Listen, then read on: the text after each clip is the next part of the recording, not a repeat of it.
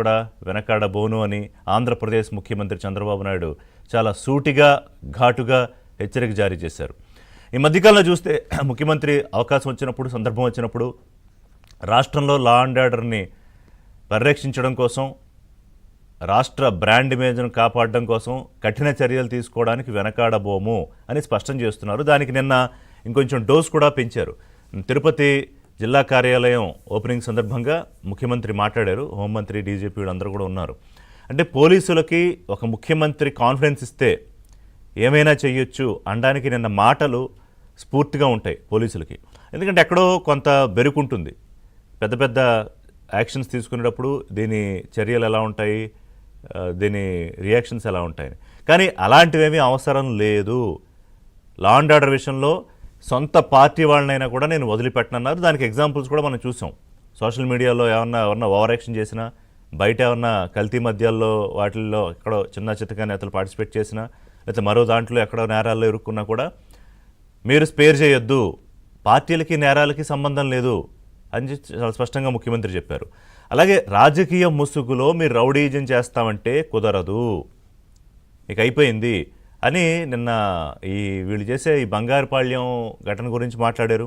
అప్పుడు మామిడికాయలు తొక్కించడం, రైతుల పరామర్శకు వెళ్ళి, అలాగే గుంటూరు అక్కడికి వెళుతూ కారు కింద పడి ఆ వృద్ధుడిని, వాళ్ళ కార్యకర్తే పడిపోతే అతను రోడ్డు పక్కన లాగేసి తర్వాత పోలీసులే చంపేశారు అంబులెన్స్లో అని, ఇంకా దానికి ఎన్ని కథలల్లాలో అన్ని కథలల్లి ఆ కుటుంబ సభ్యులతో కూడా అవే చెప్పించారు. ఇలాగ సో మెనీ ఇన్సిడెంట్స్ జరిగాయి.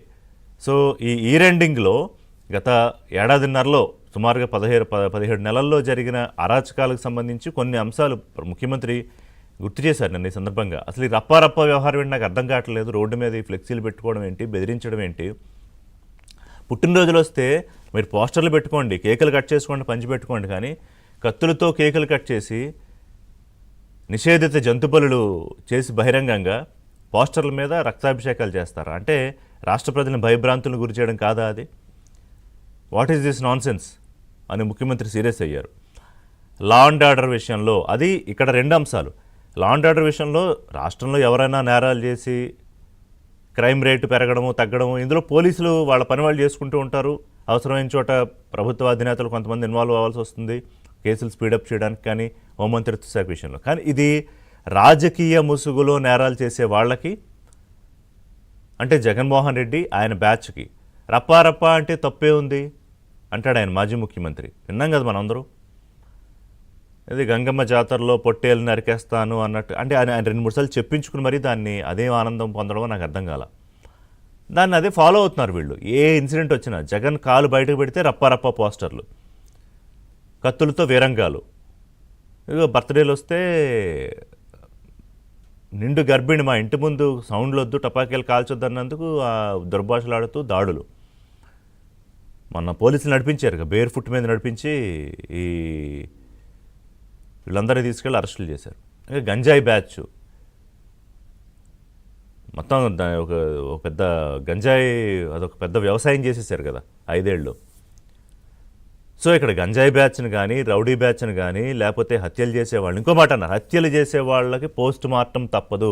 నన్ను 2 ఇంట్రెస్టింగ్ కామెంట్స్ చేశారు ముఖ్యమంత్రి. ఒకటి రాష్ట్ర బహిష్కరణ, రెండోది హత్య రాజకీయాలు చేసే వాళ్ళకి పోస్ట్ మార్టం తప్పదు. దాన్ని అర్థం చేసుకున్న వాళ్ళకి అర్థమవుతుంది, ఎవరికి అర్థం అవ్వాలో వాళ్ళకి. అంటే ఏది చేసినా నడుస్తుంది, మనం ఎవరినైనా బెదిరించవచ్చు. పెట్టుబడులు పెట్టద్దని కంపెనీలు బెదిరిస్తూ లేఖలు రాయొచ్చు. పీపీపీ విషయంలో ఎవడన్నా ముందుకు వస్తానంటే వాణ్ణి జైల్లో పెట్టిస్తానని బెదిరించవచ్చు. రాష్ట్ర బ్రాండ్ ఇమేజ్ని ఎలా అన్నా దెబ్బతీయచ్చు. అమరావతిలో మహిళల్ని ఏదన్నా అనొచ్చు. ఇలా అంటే ఒక అడ్డు అదుపు లేదు. మీరు రాజకీయ పార్టీగా రాజకీయం చేస్తారా, చెయ్యండి, ఐ వెల్కమ్ ఇట్ అని కూడా చెప్పారు ముఖ్యమంత్రి. కానీ మీరు రాజకీయ పార్టీ ముసుగులో రౌడీజం చేస్తానంటే మాత్రం ఖబర్దార్, ఇంకా మాటలు ఉండవు, ఓన్లీ యాక్షన్సే. ఆల్రెడీ మొదలయ్యాయి కూడా యాక్షన్ పార్ట్. పవన్ కళ్యాణ్ కూడా ఈ మధ్య 1-2 సందర్భాల్లో ఈ విషయాల మీద సూటిగానే ఆయన కూడా ప్రస్తావించారు. ఎవరన్నా అతి చేస్తే, ఓవర్ యాక్షన్ చేస్తే వాళ్ళకి ఎలాంటి ట్రీట్మెంట్ ఉంటుంది అని. సరే, అంతకుముందు ఒక దశలో తానే అసలు హోమ్ మినిస్ట్రీ తీసుకుంటే ఏం చేస్తాను కూడా చెప్పారనుకోండి. దాన్ని రకరకాలుగా భాష్యాలు చెప్పారు. కానీ it's cabinet colleagues Pawan Kalyan గారు, హోంమంత్రి అనిత గారు ఇంకొంచెం స్ట్రింజెంట్గా ఉండాలి అని చెప్పే ఉద్దేశంలో ఆయన అది చెప్పారు. పోలీసులకి ఎప్పుడు వాళ్ళ పరిస్థితి ఎలా ఉంటుందంటే ప్రతిపక్షంలో ఉన్నా బెదిరిస్తారు, అధికారంలో ఉన్న బెదిరిస్తారు. ఎవరు? జగన్ లాంటి నాయకులు. ఇప్పుడు ఆయన ఏమంటాడు? ప్రతిపక్ష నాయకుడిగా ఉండి కూడా ఉన్నతాధికారులు, మహిళా అధికారులు ఉన్నారని కూడా చూడకుండా బట్టలు ఎప్పదేస్తా, రోడ్డు మీద తీసుకొచ్చి కొడతా, సినిమా చూపిస్తా, సముద్రంలో ఏంటా మాటలు? ఆ పోలీసులకే నిన్న ముఖ్యమంత్రి ఒక భరోసా ఇచ్చారు. ఎస్, నేను మీ వెనకాల ఉన్నాను, గో అహెడ్. ఎవడైనా తప్పు చేయాలంటే రాష్ట్రంలో భయపడాలి, నేరం చేయాలంటే ఇంక వాళ్ళకి చరమగీతం అనే అనుకోవాలి, 1-2 సార్లు ఆలోచించాలి. అలా లేకపోతే వీళ్ళు ఏం చేస్తారు తెలుసా? రాష్ట్రాన్ని ఆల్రెడీ వాళ్ళ ప్లాన్ ఏంటి? రాష్ట్రంలో లా అండ్ ఆర్డర్ సరిగా ఉండట్లేదు, పెట్టుబడులు ఇక్కడ పెట్టకూడదు, ఏదో గందరగోళం అయిపోతుంది. ఆఖరికి దేవుణ్ణి కూడా వదిలిపెట్టరు. ఆ తిరుమల గత ఏడాది ఏం జరిగింది, మళ్ళీ ఇప్పుడు కూడా అదే వైకుంఠ ఏకాదశిలో ఏదో చేయడానికి ప్లాన్లు ఏవో వేసుకున్నారు. నిన్న ముఖ్యమంత్రి అయితే చాలా స్పష్టంగా చెప్పారు, అప్రమత్తంగా ఉండండి, తిరుమల విషయంలో చిన్న ఇది జరిగినా కూడా ప్రపంచ దృష్టిని ఆకర్షిస్తుంది.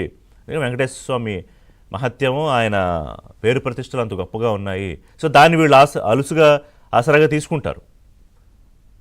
గతంలో అదే చేశారు. సో ఎంత జాగ్రత్తగా వ్యవహరించాలి చెప్పుకొచ్చారు. సోషల్ మీడియా విషయంలో కూడా అసభ్యంగా ఇష్టం వచ్చినట్టు మాట్లాడితే వాళ్ళని ఉపేక్షించేది లేదు. దానికే ఆ సొంత పార్టీ రమణ అనుకుంటా చేబ్రోలు అతన్ని భారతిరెడ్డి మీద ఏదో పోస్ట్ పెట్టినందుకు చేబ్రోలు కిరణ్ సో అతన్ని అదుపులోకి వెంటనే తీసుకున్నారుగా, ఒకరోజు తిరగకుండా. తప్పు చేసిన వాడు మన పార్టీ అవతల పార్టీ అని లేదు. సో పార్టీలకి నేరమయ మనస్తత్వాలకి సంబంధం లేదు. తప్పు చేసిన వాడు తప్పు చేసినట్టే. తప్పు చేయడానికే కొంతమంది ఉంటారు, తప్పులు చేయించడానికే కొంతమంది ఉంటారు. జగన్మోహన్ రెడ్డి వాళ్ళని అదే రెచ్చగొడతారు.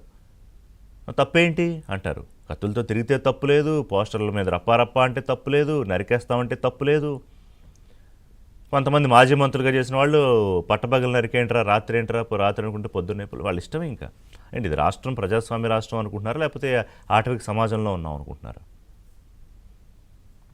నేను నాకు క్లియర్గా అర్థమైంది ఏంటంటే, ఆంధ్రప్రదేశ్ ముఖ్యమంత్రి చంద్రబాబు నాయుడు ఒక క్లియర్ ఇండికేషన్ ఇచ్చారు. రాష్ట్రంలో పోలీసులకి, ప్రజలకి భరోసా, నేరాలు చేసే వాళ్ళకి ఒక strong warning. I think this is the strongest and final warning. ఎందుకంటే ఆయన నోటి వెంట రాష్ట్ర బహిష్కరణ అన్న మాట వచ్చింది. సో ఇకనైనా వీళ్ళ ఆలోచనలు, మనస్తత్వాలు మారతాయా, లేదా ఇంకా రెచ్చిపోతారా? రెచ్చిపోతే ప్రభుత్వం ఏం చేయాలి? నేను అందుకే అన్న మాటలు లేవు, నాకు తెలిసిన మాటలు కూడా ఉండకపోవచ్చు, యాక్షన్సే ఉంటాయి. ఆల్రెడీ అరెస్టులు స్టార్ట్ అయ్యాయి. రోడ్డు మీద బేర్ ఫుట్లతో నడిపించి తీసుకెళ్తున్నారు వెధవాళ్ళందరినీ, తప్పు చేసిన వాళ్ళని. ఎస్, కావాలనే అన్నా నేను. అంటే ఎక్కడో అక్కడ ఒక లైన్ ఉండద్దా?